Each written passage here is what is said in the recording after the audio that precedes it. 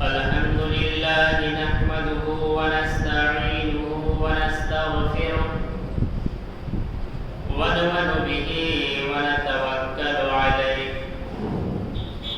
ونعوذ بالله من شرور أنفسنا ومن سيئات أعمالنا من يهده الله فلا مضل له ومن يضلل فلا هادي له وأشهد أن لا إله إلا الله وحده لا شريك له وأشهد أن محمدا عبده ورسوله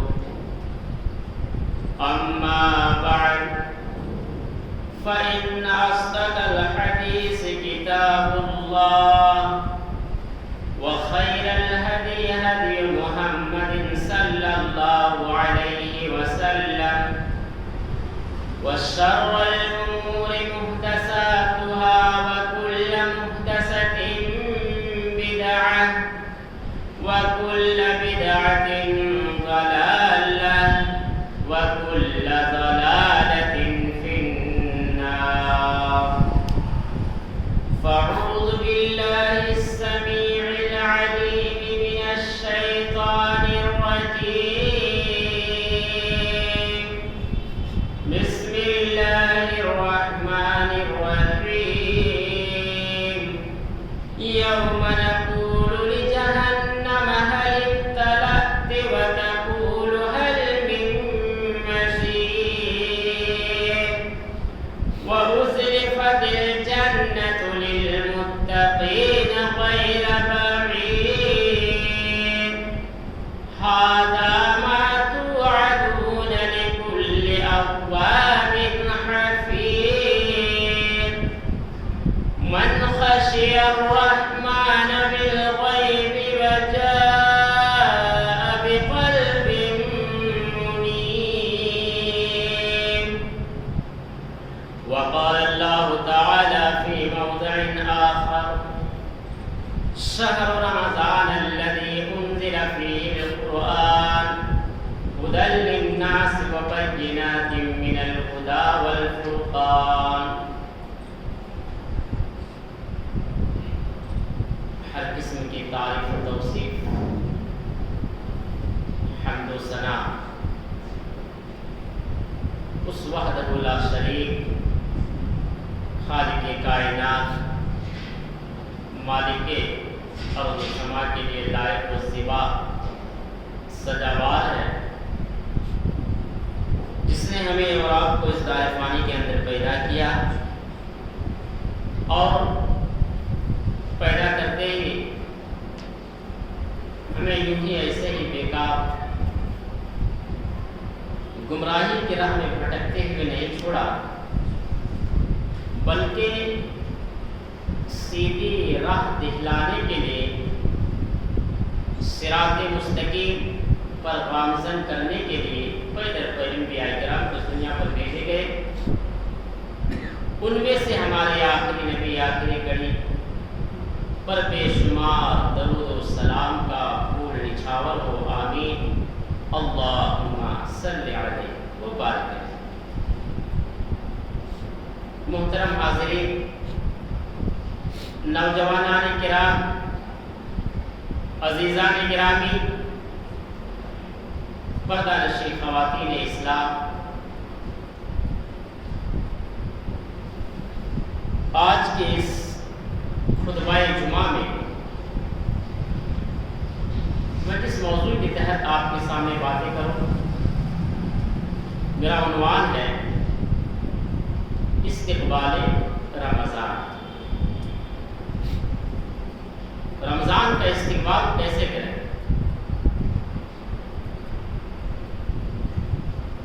محترم ناظرین رمضان کا مبارک مہینہ ہم سب کے چند قدم کے دوری پر ہے اور انشاءاللہ اگر ہم سب کو اللہ رب العالمین نے حیات دی تو ایک بار پھر یہ مبارک مہینہ ہم سب پر سایہ فقط ہونے والا ہے۔ محترم ناظرین، رمضان کا مبارک مہینہ اللہ تبارک و تعالیٰ نے قرآن مجید کے اندر دوسرے پارہ کی سورۃ البقرہ میں 183 سے لے کر کے 186 تک ان 4 آیتوں میں روزوں کا تذکرہ کیا ہے اور یہ واضح کر دیا ہے کہ کن کن لوگوں پر روزہ فرض ہے، مجبوری کے تحت کب رکھنی ہے، وہ بھی اللہ رب العالمین نے ان 4 آیتوں میں قید کر دی۔ در حقیقت یہ وہ مہینہ ہے جو ابھی آنے والا ہے، ابھی آیا نہیں ہے، چند دن کی دوری پر ہے۔ بہت ہی عظمت اور بابرکت مہینہ ہے۔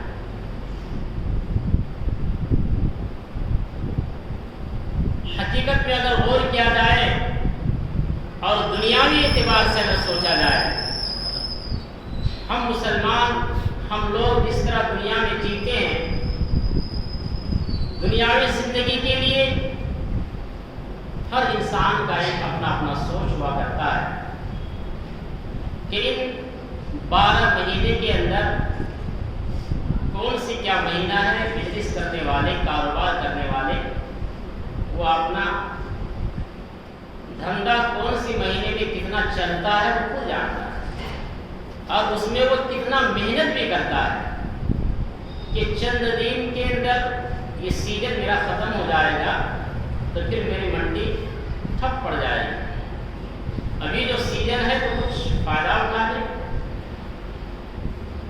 ہم کس دنیاوی سیزن میں، دنیاوی کے کاروبار میں، دنیاوی بزنس میں جو محنت کر کے کما لیتے ہیں، وہ کمائی کب تک ہم کھا سکتے ہیں؟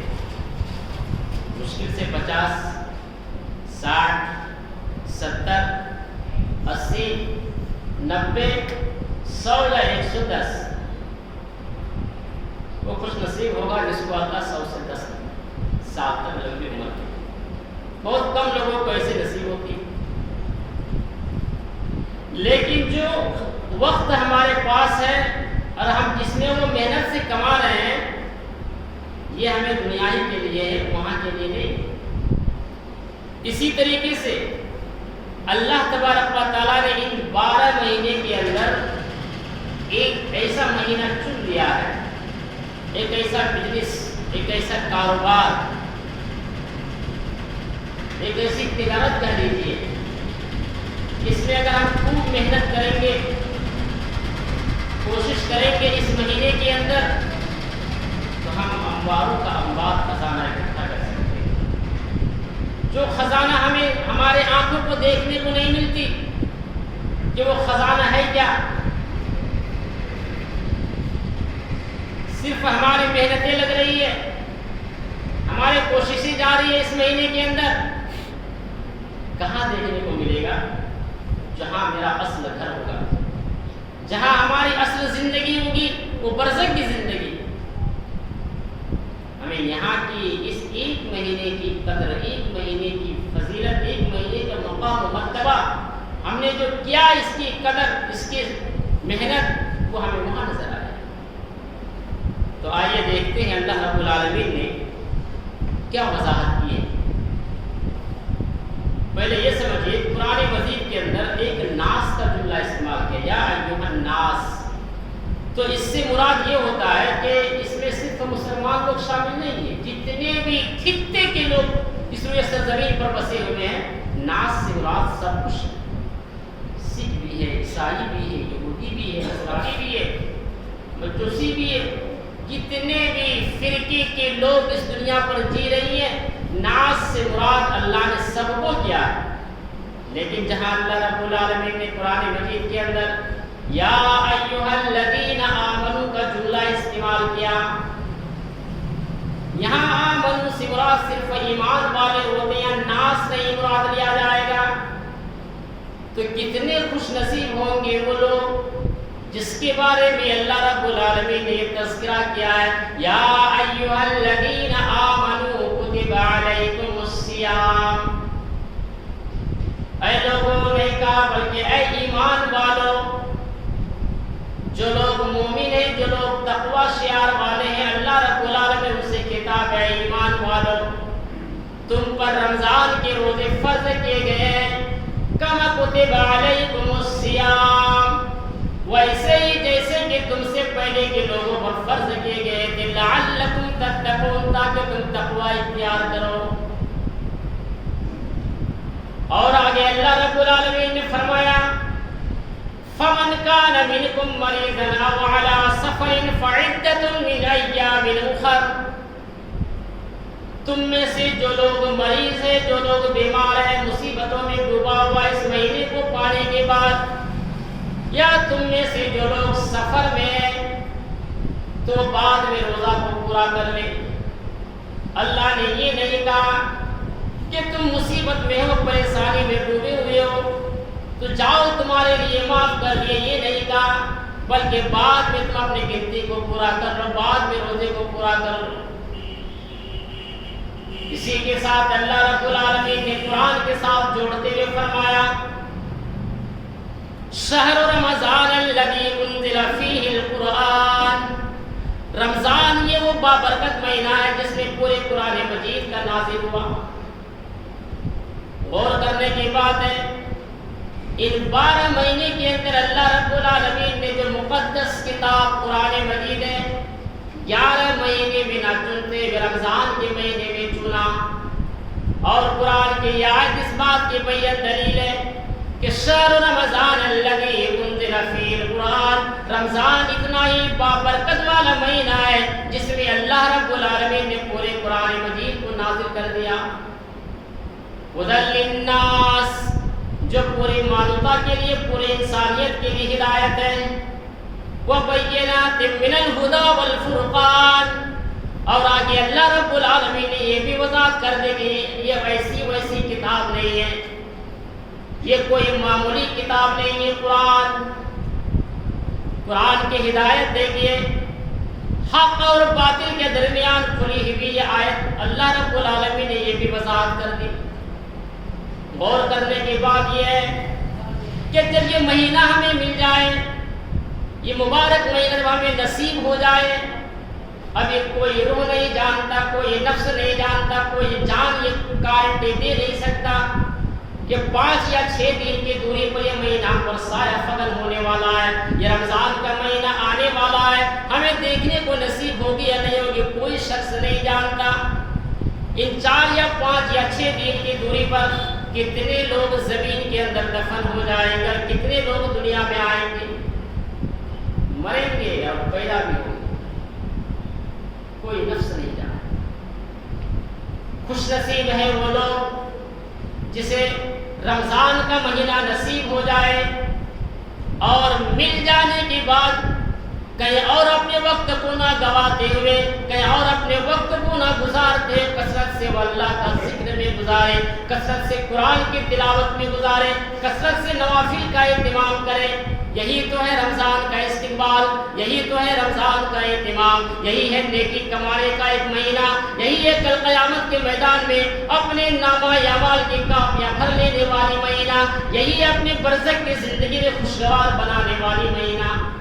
لیکن بدنصیب ہے وہ لوگ جس سے یہ مہینہ ملنے کے بعد نہ وہ قرآن کی تلاوت کرتا ہے، نہ وہ صحیح ڈھنگ سے وہ اللہ کی بندگی کرتا ہے، نہ وہ جو اللہ رب العالمین نے فرض کیا ہے وہ روزہ کا اہتمام بھی کرتا ہے، جانوروں کی طرح کھاتے ہوئے زندگی گزارتا ہے۔ احساس کرو میرے بھائیوں، اس مہینے کو پانے کے لیے، اس مہینے کو حاصل کرنے کے لیے ہمارے سلف صالحین دعا کیا کرتے تھے؟ اللہم بلغنا رمضان، اللہم بلغنا رمضان، اے اللہ ہمیں رمضان کے مہینے تک پہنچا دے۔ یہ ہمارے سلف صالحین کا معمول تھا، اس مہینے کو پانے کے لیے، اس مہینے کی قدر قیمت ہو سکتی۔ اور آگے اللہ رب العالمین نے اس مہینے کی اہمیت کو سمجھیے، کثرت سے دعا کیجیے، اپنے گناہوں کی معافی مانگیے۔ اللہ رب العالمین نے قرآن مجید کے اندر یہی آیت وضاحت کر دی ہے، وَإِذَا سَأَلَكَ عِبَادِي عَنِّي فَإِنِّي قَرِيبٌ أُجِيبُ دَعْوَةَ الدَّاعِ إِذَا دَعَانِ فَلْيَسْتَجِيبُوا لِي وَلْيُؤْمِنُوا بِي لَعَلَّهُمْ يَرْشُدُونَ۔ اے نبی آپ کہہ دیجئے میرے بندوں سے جو سوال کرتے ہیں کہ اللہ کہاں ہے، کہیے ان سے کہ اللہ تمہارے شہ رگ سے بھی زیادہ قریب۔ جب کوئی پکارنے والا مجھے پکارتا ہے، مانگنے والا مانگتا ہے، ہم اس کی پکار کو سنتے ہیں۔ حالانکہ 12 مہینے اللہ سنتے، ایسی کوئی بات نہیں ہے، لیکن اس مہینے کی برکت دیکھیے، اتنا برکت ہے یہ مہینہ کہ ان کی ہوٹ الفاظ کہہ کے ختم نہیں ہو، جملے ابھی جاری ہیں اور اللہ رب العالمین اس کے فریاد کو سن لے گا۔ کتنے عظیم والا مہینہ ہے۔ اب یہ 4 آیتوں کا سن لینے کے بعد ذرا احساس کیجئے اور اپنے آپ پر محاسبہ کیجئے اور سوچئے آج کہ ہم کہاں جا رہے ہیں، ہمارا راستہ کیا ہے۔ کتنے ایسے رمضان کے مقدس مہینے ہم سے گزرتا ہوا چلا گیا، ہم نے کیا کیا کیا، ذرا احساس کیجیے اور سوچیے۔ آئیے ابن ماجہ کی روایت ہے، حضرت طلحہ بن عبید اللہ رضی اللہ عنہ سے حدیث کے راوی بیان کرتے ہیں کہ 2 شخص اللہ کی خدمت میں حاضر ہیں، اللہ کے نبی کی خدمت میں حاضر ہیں، اور دونوں دوست تھے، دونوں بھائی، دونوں مسلمان۔ جب دوست اسلام لائے تو مسلمان ہو گئے، بھائی ہو گئے، ایک ہی ساتھ دونوں نے اسلام قبول کر لیا۔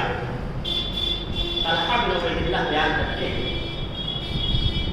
کہ میں نے خواب میں دیکھا کہ یہ دونوں میں سے ایک شخص، دنیا کا یہ معمول تھا کہ بڑا یہ تقویٰ اور محنتی اور نیک شعار تھا، ان میں سے ایک شخص، اور ایک جو ان کے ساتھ تھا وہ ذرا کم اللہ کی بندگی کیا کرتا تھا۔ ایک شخص ان میں سے جو زیادہ محنتی تھا، تقویٰ شعار تھا، اللہ کی بندگی کیا کرتا تھا، وہ شخص جہاد میں شہید ہو گیا، اللہ کے پیارے ہو گئے۔ دوسرا شخص 1 سال تک دنیا میں زندہ رہا، 1 سال کے بعد وہ بھی انتقال کر گیا۔ دونوں کے انتقال کر جانے کے بعد ایک دن میں نے خواب میں دیکھا، طلحہ بن عبید اللہ بیان کرتا ہے کہ میں خواب میں دیکھتا ہوں کہ دونوں شخص جنت کے دروازے پر کھڑے ہیں، فرشتے آتے ہیں۔ جو پہلے اللہ کی راہ میں شہید ہو گیا، غزوات میں شہید ہو گیا، اسے چھوڑ کر کے جو کم اللہ کی بندگی کیا کرتا تھا، جو 1 سال کے بعد انتقال کیا ہے، اسے ہاتھ میں پکڑ کر کے لے جا رہا ہے کہ چلو تمہارا ٹھکانہ جنت ہے، جنت میں داخل کر رہا ہے۔ پھر دوسری بار آتے ہیں اور جو اللہ کی راہ میں شہید ہو گیا تھا اسے بھی ہاتھ میں پکڑ کر لے جاتے جنت میں داخل کر رہے ہیں۔ تو میری آنکھ کھل گئی۔ طلحہ بن عبید اللہ کہتے ہیں کہ جب صبح ہوئی، لوگوں کو میں نے ایک خواب بتایا، لوگوں نے تعجب کا اظہار کیا، بڑے حیرت میں پڑے اور تعجب کرنے لگے کہ یہ کیسا مسئلہ ہے، جو اللہ کی راہ میں شہید ہو گیا ہے، جو نہایت تقویٰ شعار تھا، جو خوب اللہ کی بندگی کیا کرتا تھا، وہ اس سے 1 سال بعد جو انتقال کیا وہ سب سے پہلے جنت میں جا رہا ہے، اور جو اتنا کارنامہ کر کے دنیا میں گئے، جو اللہ کی راہ میں شہید ہوئے، وہ ان کے بعد جنت میں جا رہا ہے۔ ایسے جب باتیں چھیڑی گویا ہونے لگی، خبر اللہ کے نبی کے کان میں پہنچی، اللہ کے نبی کا پیارا جواب سنو، جو حدیث کے الفاظ ہیں وہ یہ ہیں، الیس ھذا قد مکث ھذا بعدہ سنہ، کیا دوسرے والے پہلے والے کے بنسبت 1 سال تک دنیا میں زندہ تھا یا نہیں؟ صحابہ نے کہا کہ ہاں وہ زندہ تھا۔ فادرک رمضان، اس نے رمضان کا مہینہ پایا یا نہیں؟ لوگوں نے کہا کہ ہاں اس نے رمضان کا مہینہ پایا۔ فصامہ، پھر اس نے روزہ رکھا، وصلی، اور نمازیں پڑھی۔ فلما بینہما، ابعد بین السماء والارض، ان دونوں کے درمیان زمین اور آسمان کا فرق ہے۔ کیا پتا چلا کہ اگر اللہ رب العالمین نے ہماری سانسیں ابھی زندہ رکھا ہے، ابھی جو لوگ پچھلے رمضان میں ہمارے ساتھ تھے، اٹھتے تھے، بیٹھتے تھے، روزہ رکھتے تھے، ایک ساتھ افطاری کرتے تھے، وہ لوگ اللہ کے حوالے ہو گئے، چلے گئے۔ ابھی اللہ نے ہمیں زندہ رکھا، ابھی کوئی گارنٹی بھی نہیں کہ جو دن ابھی آنے والا ہمیں نصیب ہو، اس کے لیے دعا کرو کہ وہ دن ہمیں نصیب ہو جائے۔ تو جو شخص ابھی زندہ ہے، جس کو رمضان ملے گا، کثرت سے یہ تراویح کا اہتمام کرے گا، کثرت سے یہ قرآن کی تلاوت کرے گا، کثرت سے یہ نفلی عبادات کرے گا، اور اللہ کے نبی کی لائی ہوئی شریعت کے مطابق یہ روزہ کو پابندی سے رکھے گا۔ کہیں ایسا نہیں کہ ہم روزہ بھی رکھیں اور روزہ رکھنے کے بعد جھوٹ بھی بولیں، ایک دوسرے کی غیبت بھی کریں، اپنے زبان سے گالی گلوز بھی نکالیں، ایسا نہیں، ورنہ پھر آپ کا روزہ بیکار ہو جائے، اللہ کی بارگاہ میں قابل قبول نہیں ہوگی۔ لعلکم تتقون کے تحت تقوی ہونی چاہیے، اللہ کا ڈر۔ اچھا، جو پہلی آیت میں اللہ رب العالمین نے وضاحت کی تھی کہ کتب علیکم الصیام لعلکم تتقون، تم پر روزے فرض کیے ویسے جیسے تم سے پہلے لوگوں پر فرض کیا، لعلکم تتقون، تاکہ تم تقوی اختیار کرو۔ میں اس آیت کی تشریح نہیں کیا تھا تاکہ سارے لوگ آ جائیں، پھر آخر میں اس آیت کو نقطہ بتاؤں۔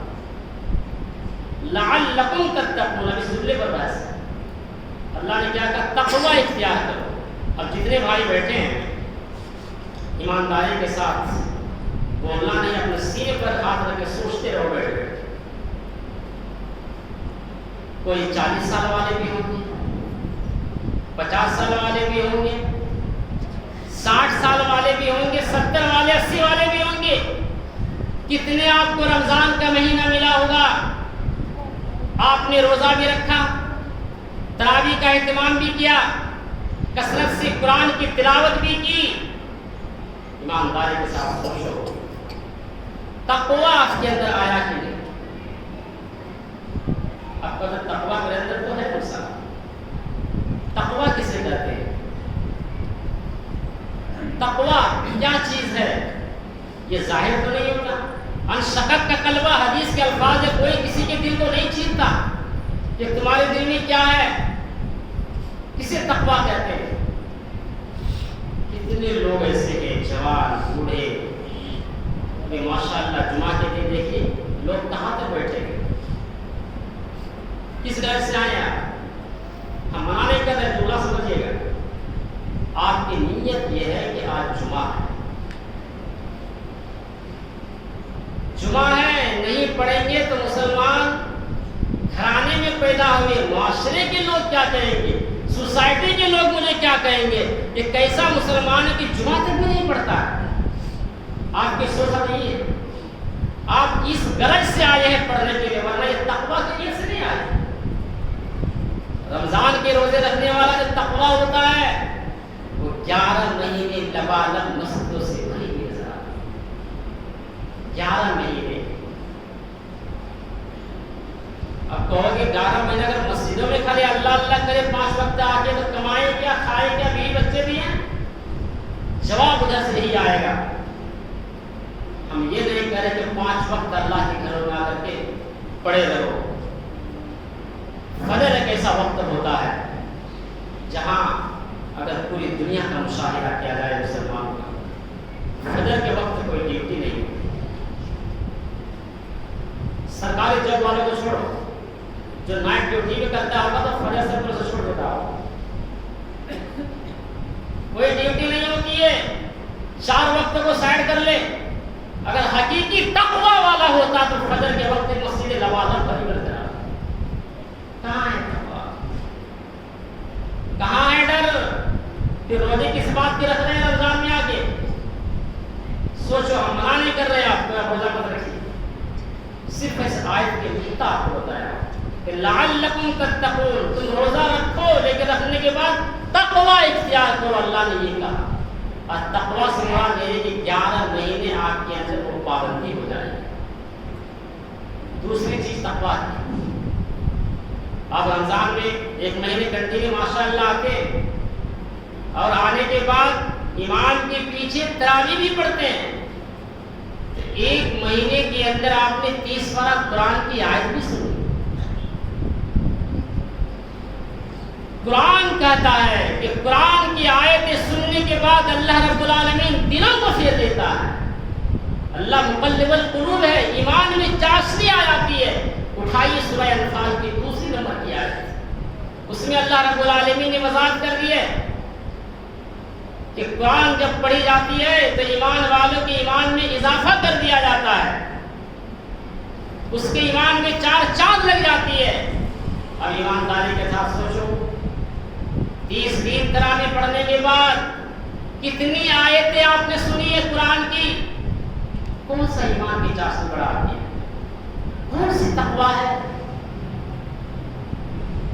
یہ سب نقطہ سوچنے کے لیے۔ آئیے رمضان کے استقبال کے تعلق سے باتیں تھی، آخری نقطہ جو ہم رمضان کے استقبال کریں، ابھی جو چاند نظر آئے گا تو اس کی دعاؤں کا اہتمام ہے۔ اللہم اعِدَّهُ عَلَيْنَا بِالْأَمْنِ وَالْإِيمَانِ وَالسَّلَامَةِ وَالْإِسْلَامِ رَبِّ وَرَبُّكَ اللہ، یہ دعا شام دیکھتے ہی پڑھے۔